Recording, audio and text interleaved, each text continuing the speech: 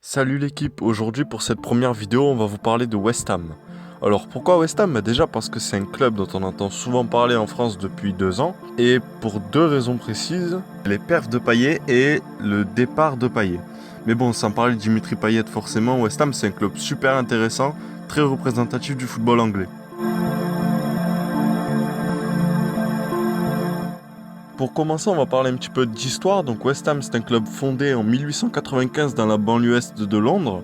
West Ham United, c'est un club dont on a beaucoup entendu parler en France, notamment, comme je l'ai dit, grâce au transfert de Dimitri Payet à l'OM récemment et avant, lors de sa venue à West Ham.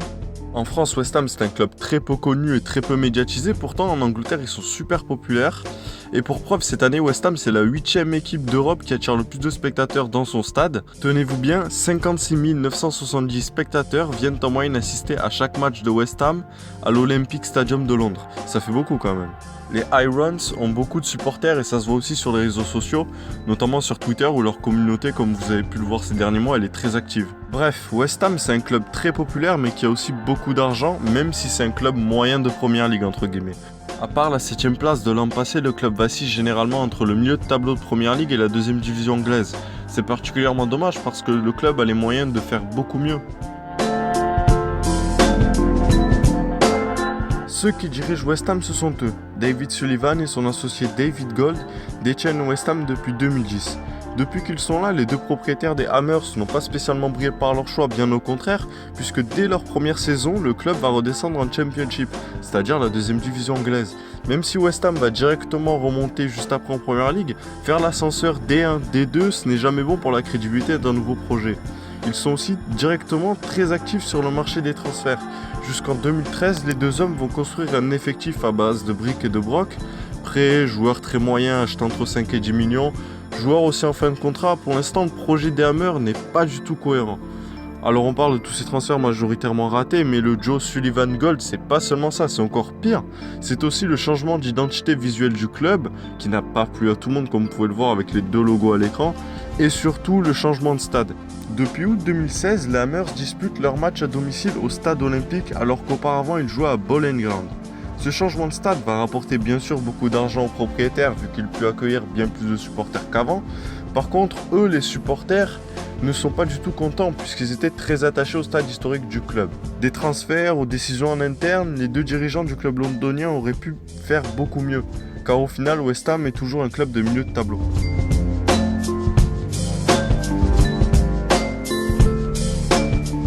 West Ham n'a toujours pas décollé, c'est parce que le recrutement a été particulièrement raté.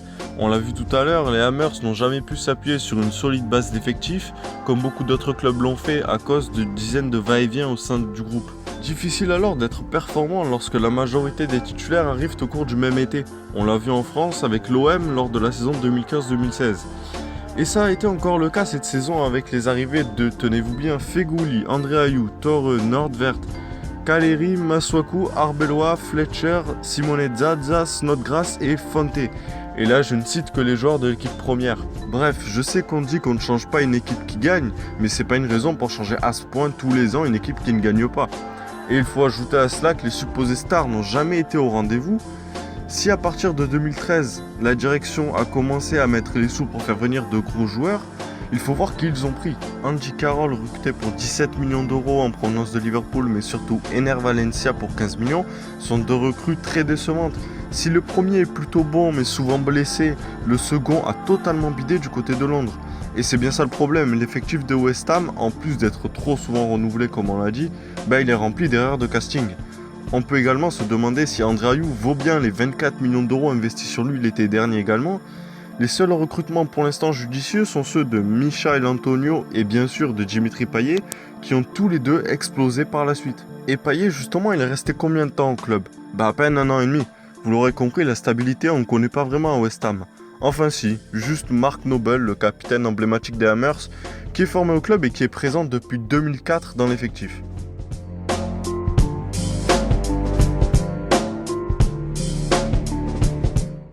Changement d'identité visuelle, Mercato foiré sur mercato foiré, mais ce n'est pas tout venant des propriétaires. Au niveau du coach, c'est aussi très compliqué.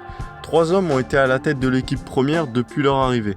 Avram Grant, qui a fini dernier de Première Ligue en 2010-2011, Sam Allardyce, qui est remonté dans l'élite, mais qui n'a jamais dépassé ensuite la 10e place en D1, et Slaven Bilic. Vu qu'il est toujours en poste, on va s'attarder un peu plus sur le Croate. La saison passée, West Ham finit 7ème, donc qualifié pour les tours préliminaires d'Europa League. On peut se dire super, West Ham a enfin passé le milieu de tableau, certes, mais c'est grâce à un seul homme, Dimitri Payet. Bilic donnait les clés du jeu aux Français, et vu le niveau de jeu de Dimitri Payet cette saison-là, ça a marché directement. Encore un parallèle avec l'OM, quand Mitchell disait à Nkoudou de prendre la balle et débloquer lui-même les situations, ça a marché un temps, mais ça n'a pas marché sur le long terme. On a vu que le succès des Hammers n'était pas dû à Bilic dès que Payet a levé le pied, notamment au début de la saison de 2016-2017. Payet rentre crevé d'1€, West Ham n'avance plus, se fait sortir directement de Coupe d'Europe en tour préliminaire et est à la peine en championnat. Cette saison, West Ham a longtemps flirté avec la zone de relégation, même si actuellement les Hammers ont retrouvé leur fameux milieu de tableau. Et pour cause, sans un Payet fantastique en attaque, le jeu offensif des Hammers devient trop dépendant des individualités comme Antonio ou Lanzini, voire Carroll quand il est là. En défense, c'est pas mieux. Après 29 journées, West Ham c'est la deuxième pire défense de Première Ligue avec 52 buts encaissés, soit déjà un de plus que la saison passée à son terme. Malgré le soutien que lui manifestent les supporters de West Ham, on peut clairement dire que Slaven Bilic est une fraude, comme on pourrait dire sur Twitter. Des mauvais choix institutionnels, des mauvais joueurs, des mauvais coachs, sans résultat sportif à la fin. C'est le palmarès des propriétaires actuels de West Ham. Et pourtant, ils ont les moyens financiers d'aller titiller le haut du tableau tous les ans.